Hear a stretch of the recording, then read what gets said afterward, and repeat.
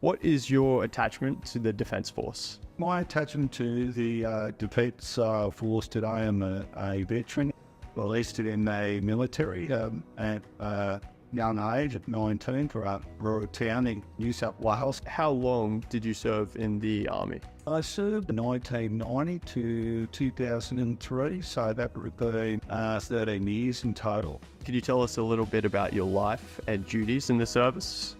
Absolutely. After initial sort of training down at Buka, which is sort of west of Wagga, and then on to Singleton, which was specific training for infantry. I then went on to the 3rd Battalion, which was a parachute unit. So we were really trained as paratroopers to hit the ground early and to open sort of or spearhead into that area and open, I suppose, a bridge for the rest of the military to deploy into a certain area in the event of conflict, or whether it's police action.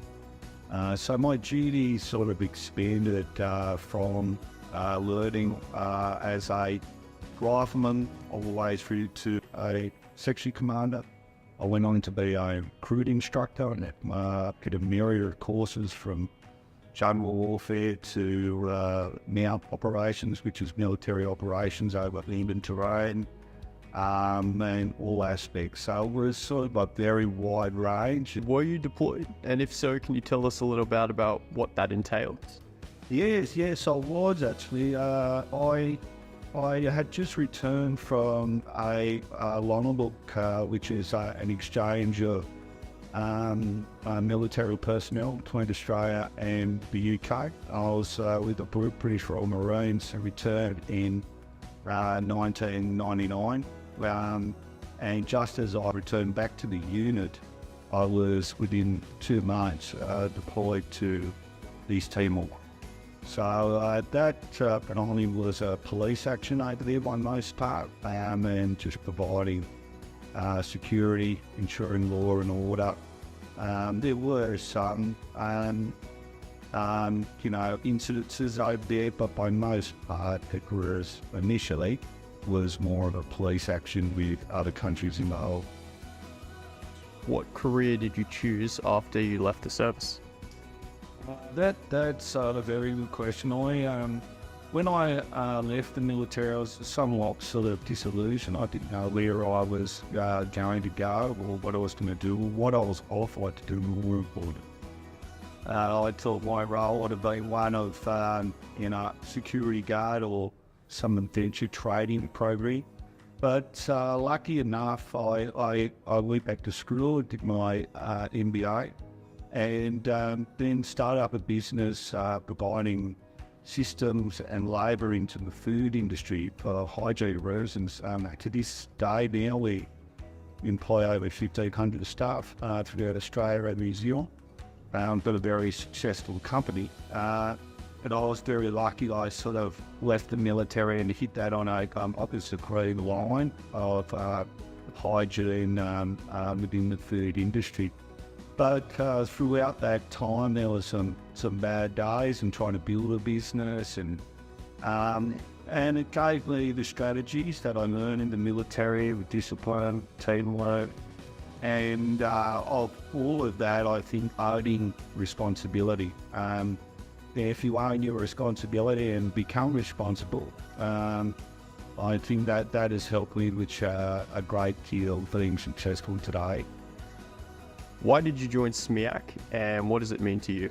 I was one of the founders of SMEAC, and SMEAC was a sort of discussion with myself and a couple of other key personnel, because we saw a gap in the support that veterans could obtain. But we found that with certain things that we could do that could assist the veterans in reconnection, rethinking, also redeploying them and retraining them. I think that was very important. We've helped in the first year over 600. This year to date, I think 800. It means a great deal to me, and as time goes on, it means even more.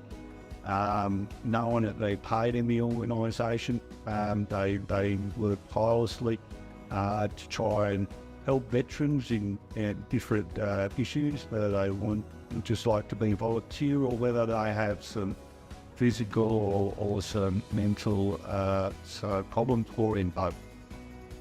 Or maybe just a cup of coffee and to discuss things with people. And what are your future expectations and dreams for SMEAC? I think as a businessman today as well, and being a veteran, I think SMEAC has a very promising future. We're looking at a facility camp, if you like, but Leesborough.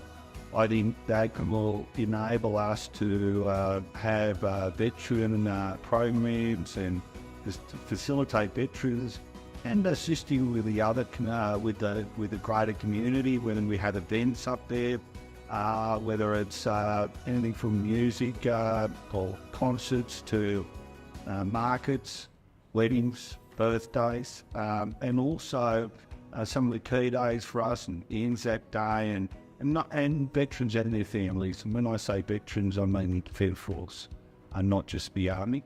And certainly having them up there to collectively work together to do some great things. But ultimately, I would like to see SMEAC as financially independent. In fact, probably more financially independent, making enough money so they can do even bigger things for veterans or even the youth, and be diversion programs or assisting veterans that are coming out of the Defence Force and finding them roles throughout businesses like mine or the mining sector or whatever sector they would like. So becoming a bit of a nursery, I suppose, for veterans to go out and be redeployed, or servicemen and women that are leaving to be redeployed in the workforce.